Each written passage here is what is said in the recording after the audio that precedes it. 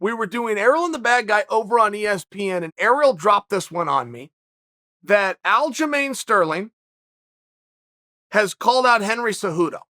Please, Lord in heaven above, if I have done anything, if you owe me anything, if I have any good deeds coming my way, please let this be true. Please, if Aljo Sterling refuses to fight Peter Yan, I will be so happy for my evil side, because that is going to stick it right back in everybody's ass who's been trying to stick it in Aljo's. And if he called out Henry Cejudo, and Ariel brought this up to say that call out fell on deaf ears, that the call out was more unwelcomed and received than Henry announcing his return, which, by the way, was compared to a rat pissing on cotton. Now, I only share this with you because I didn't see where Aljo did this, and I know Aljo has a podcast. I'm trusting that he went and did it over there. But I hope it's true. I really do hope it's true. It would be wildly interesting. And I'm not ready to let this one go. I'm not letting this one go because Nevada hasn't spoken up. All Nevada has to do is speak up. That's it. We will all shut up. We will not question them. We're not looking to question Nevada. But Anthony Marnell Jr., who is the chairman, and Bob Bennett, who's the executive director, neither one of them would ever turn down a camera, are oddly silent, which, by the way, we're not looking to get in a back and forth, just so you guys understand. Right? You guys are sitting over there hiding, not answering your phones. Nobody's looking to fight with you. We just want to hear you say your piece. My retort to you, in fairness, to make a deal with you now, my retort, I'm going to say okay. I'm not looking to fight with the very clear mistakes that were made by the commission, both in scoring and in procedure on Saturday. I'm just looking for a clarity on the scoring and procedure so that we understand it moving forward. Okay? In all fairness, do you guys know who Anthony Marnell Jr. is, the chairman? I keep mentioning that name. And I keep mentioning it almost in a negative light. Marnell can take it. Marnell's fantastic. He's this handsome guy. He was a great athlete himself, baseball player, successful business. Believe me when I tell you, Marnell Jr. can take. Okay? Great guy. You would really like him, but I don't know why they're so oddly quiet here. And I feel that maybe I should give that same defense of Bob Bennett. He has a lot of integrity. He's very good at what he does. They're just oddly quiet. We are seeking information and some clarity so that we understand, which we have the right to do.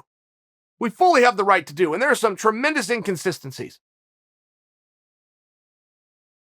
And talking about, and this comparison has been made, which situation was handled better? The illegal knee that John Jones gave Anthony Smith or the illegal knee that Yan gave Sterling?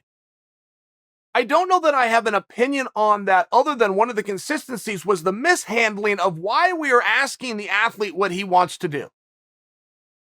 And in the Anthony Smith case, where it was not clear how badly he was hurt, and getting his opinion did seem reasonable in forming your own decision as a referee, Sterling was down. He could not stand up. And when a referee, a doctor came, the doctor told, stay down. You do not look like you should be on your feet. Yet the conversation was ongoing with Sterling of what he wants to do. Very fair for us to ask about that. As far as the 10-8 rounds go, what are we really arguing about here, right? We all agree who won the round. We're just arguing how much he won the round by. We're just looking for clarity. So this isn't a fight with Nevada. It's a question to which there will not be a rebuke. They will educate us. Oh, okay, that's how that works. But it does appear to be one of these things where you can't get these guys to answer their phone. If this was for anything else that they thought that they could get a headline, if they were going to sanction or come down on somebody, come on. They'd be calling you. They'd be calling them. Hey, did you hear about? We'd like to issue a statement. Make sure you spell my name correctly. It's just one of these weird things. These guys are silent. What are you doing? Speak up. You are not a private entity that gets to go and you are public. You operate on tax dollars. You are anything but private. Boy, you're quiet and not very good at answering your phone, boys. I got to tell you. I've got to tell you. A little disappointed in how that's been handled. I had, since we're talking 135, I had some very, very bad news happen to me today, which is, you guys know I'm personalizing. I have been nothing but a dick to Corey Sandhagen. Can we agree on that? Corey's done nothing to me, and I have bullied him, and I have bashed him. And this morning at 7 a.m., I needed him. Now, I should add for you, I've never met him. I don't have his phone number. We have never spoken any capacity, even in passing. So I had to go to a friend of a friend type to get his number. At 7 in the morning, I got to call Corey Sandhagen. And I just disclosed right up front, it's Chael. And then I waited a beat for what might have been coming my way. Instead, I got a, hey, man. So I said, well, here's actually why I'm reaching out to you. And Sandhagen had done Joe Rogan's show. He had done the Joe Rogan Experience recently and talked about a piece of equipment on there.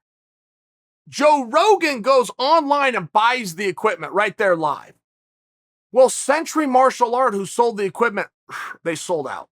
They sold out because of that. And they wanted to tell Corey, hey, man, that was a cool move. You know, we work hard on our equipment, we top quality stuff, and to have a guy like you vouch for us publicly, they just wanted to call and thank him. Simple as that.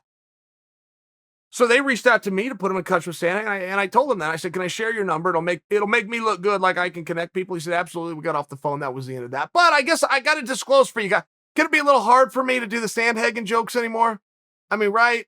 When a guy treats you like that, particularly at 7 in the morning, particularly when you know you're the one out of, I knew I was out around. I know I've been a jerk to him. I know I bullied him. Turns out Corey Sandhagen's a cool guy. Turns out old Chael is now a fan.